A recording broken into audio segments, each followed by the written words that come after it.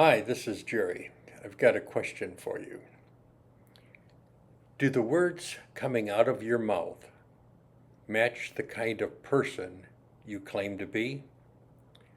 Welcome to Proverbs 17:7.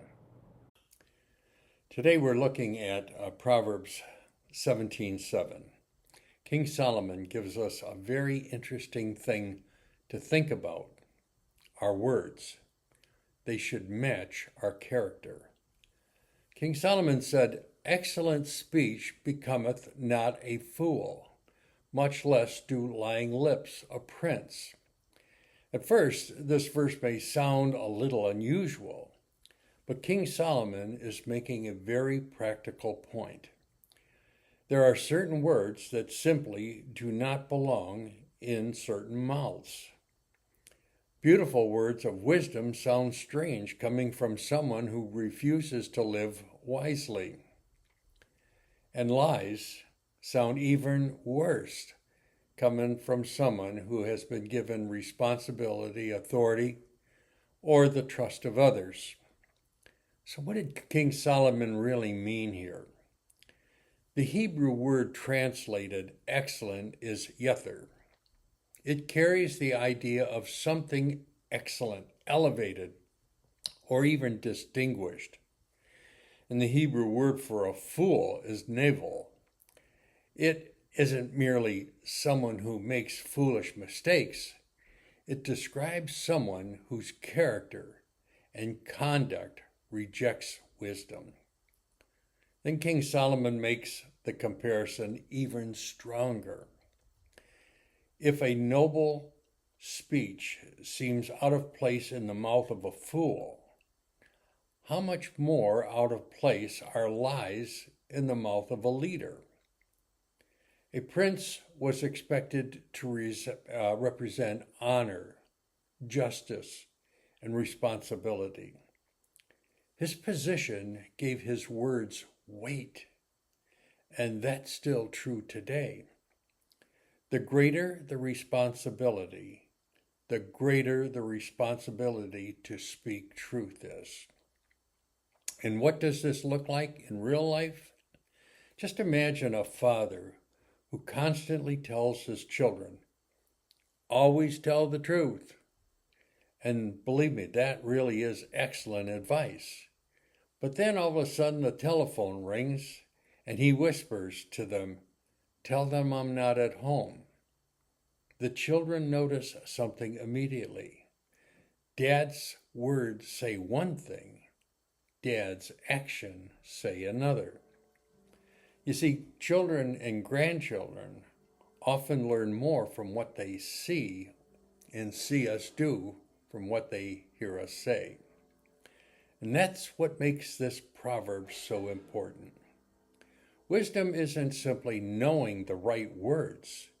Wisdom is become the kind of person whose life agrees with the words you speak. So here's something to remember.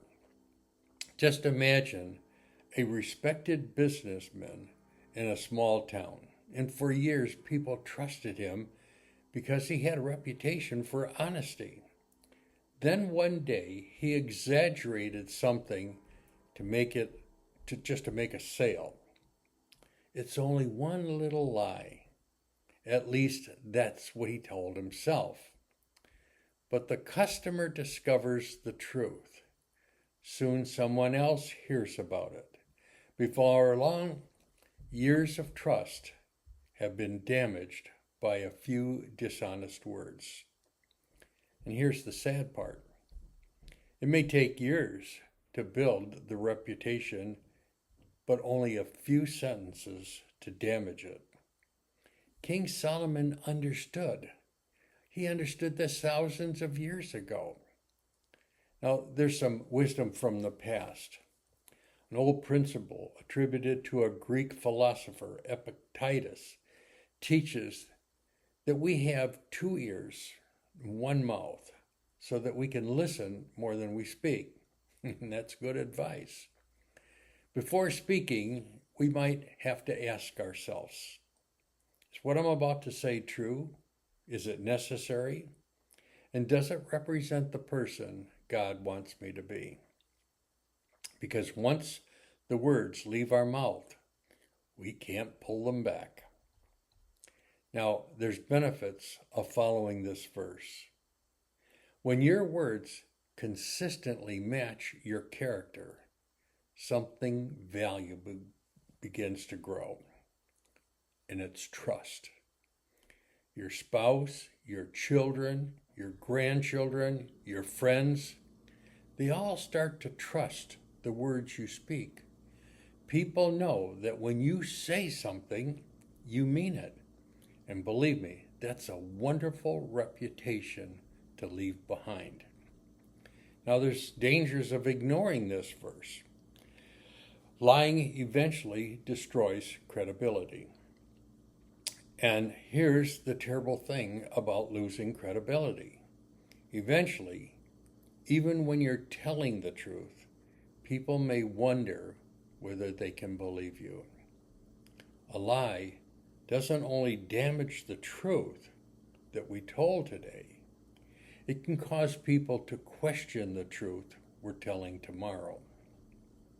Now, there was a little boy who was caught with chocolate all over his face.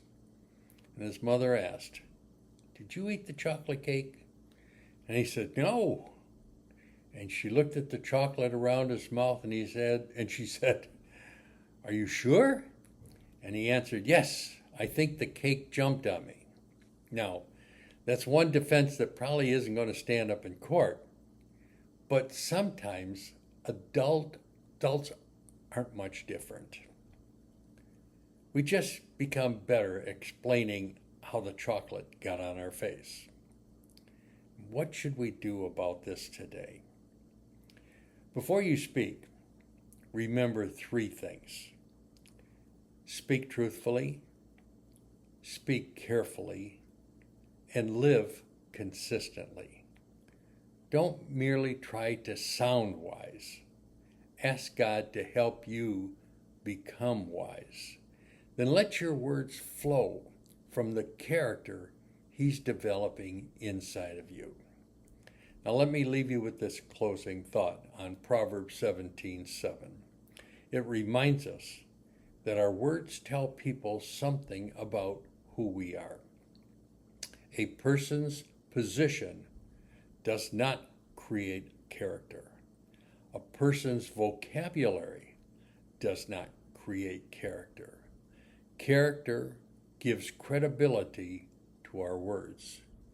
So today, let's make sure that what comes out of our mouth agrees with what we're trying to live in our hearts.